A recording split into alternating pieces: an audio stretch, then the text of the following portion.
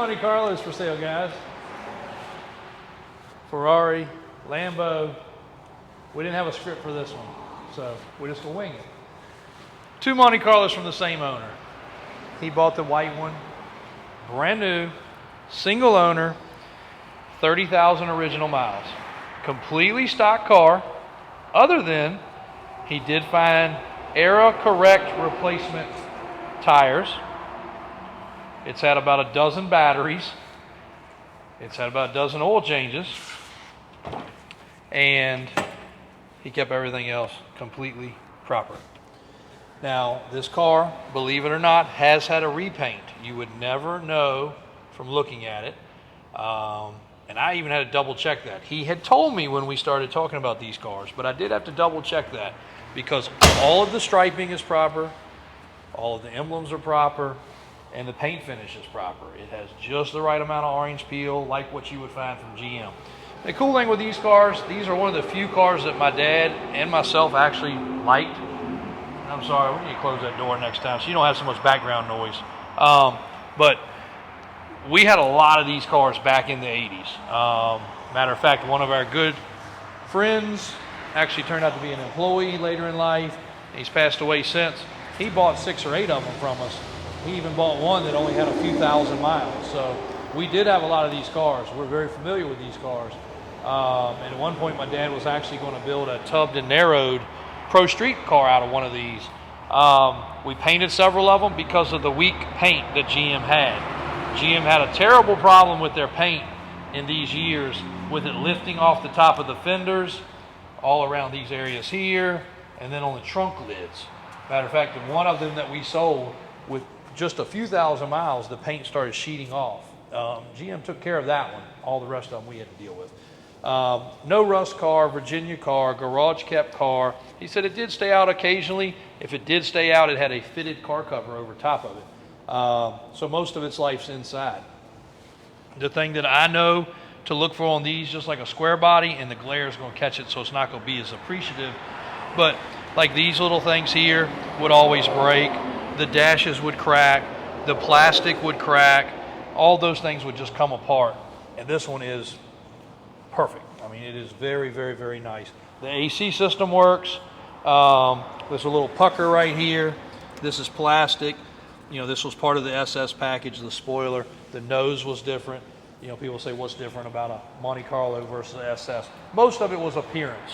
But that's a 305 automatic car. It is a shifter in the floor, not a shifter on the column, which is cool. I think this is an 84, correct? Yep, 84. For sale, $35,000. 33,000 miles, 84 Monte Carlo SS, single owner, single driver since the day it was brand new. Now for the fun, he had this car. In appearance, they look very similar, other than you'll notice, if you're from this time frame, you'll notice the IROC Z chrome wheels. He had all of the emblems on this car removed and did everything back. No decals, that's all hand painted. It has a cowl induction hood, which looks really good on this car. And this car really, what I would consider, has a show quality finish paint job. It has been fully repainted also. Under the hood of this car, you're going to find it's got a 400 small block with a cam. It sounds great. It just got new shocks. It just got new AC compressors, so the AC is also functional on this car. The tires are fresh. The battery is fresh. The oil change is fresh. And Christian's going to beat me to it on looking inside, but the interior is the real go-to on this one. SS embroidered in the headrest. Full custom interior, custom console flowing through the vehicle with cup holders. The power window buttons have been moved. The door panels are custom. The floor mats are custom. Everything on the interior of this car has been done. And he did take this car to a lot of shows and cruise-ins, and he won a lot of awards with it. No, it's not some $300,000 custom build. It's a great driver, a fun driver, a good sounding car. But the custom touches on this one compared to, see if we can open these doors.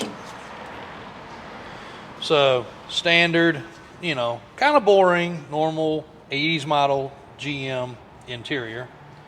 And then compare it across to nowhere near boring, something that looks like Boyd Coddington would have put together. Combination. Custom stereo, carbon fiber on the dash, carbon fiber around the dash, billet steering wheel. He was very particular with these cars. The only thing he complained about on this one when he brought it over was this has lost its tension, so it probably needs like a little piece of, well, it needs to be pulled off and fixed, but if somebody wanted to, they could put a little piece of Velcro to hold it. But this thing right here has gotten a little floppy. That's it. Like, this guy was very particular. I told him when I got the cars, I wanted them to be perfect. They're perfect. Let's pop the hood, and I think there's something in the back here too that he had made. And of course, we don't have the keys as per usual, or I would fire it up, because this one does sound good. It's got a decent little chop to it. It will idle in traffic. It will not overheat. Holley carburetor, some chrome dress-up stuff. Again, a brand new AC compressor. She's finished out really nice under the hood, clean. You know, you could also LS swap one of these cars.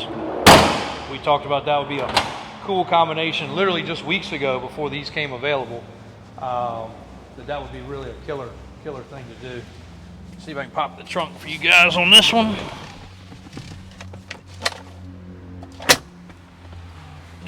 Maybe not without the keys. But in there I think it's a SS embroidered thing for under the hood. You can pop it up on there. But the doors close good. These had big heavy doors, like some of the biggest doors GM made. So if you're from this area, you know these and the Camaros, the doors were all saggy. Doors open and close just like they should. This one the same way. A couple little puckers right here in this plastic. You can see it. But that's standard. You got two of them sitting here side by side. Nothing unusual. The stance of both cars are great. You could definitely lower them. You could change them up. But if you're in the market for a Monte Carlo, this one is 38. That one is 35. If you want some showy, cool stuff, there you go. If you want a nice, clean, stock, original vehicle, there you go. 130 some thousand miles on this one, and only about 5,000 since the build process. So very fresh build on that car. That's all for today, guys, on those. Lambo's not on the website, but it is available. Ferrari is on the website. It's available. We just haven't had time to get this one loaded yet. T-Rex, if somebody's really looking, that's an 80-mile car. Brand new still. Couple ATVs left, couple go-karts left. Got the CXT out today. A lot going on. And the Chevelle, we haven't done a video on that yet. Soon to come. One of the next ones we'll do. And got a couple of the side-by-sides also up and ready for sale. So moving a lot of stuff around, guys.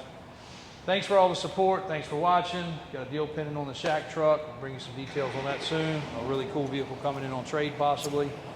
And I think that does it for today. Thanks, Christian. Thanks, guys out there watching. Please click and subscribe. And also don't forget to give away for the NASCAR tickets if you are local. Make sure you're clicked in on that because that is coming up fast. We're getting ready to plan what vehicles we're taking now. And we're going to start bombarding this area with vehicles that are going to NASCAR to be on display.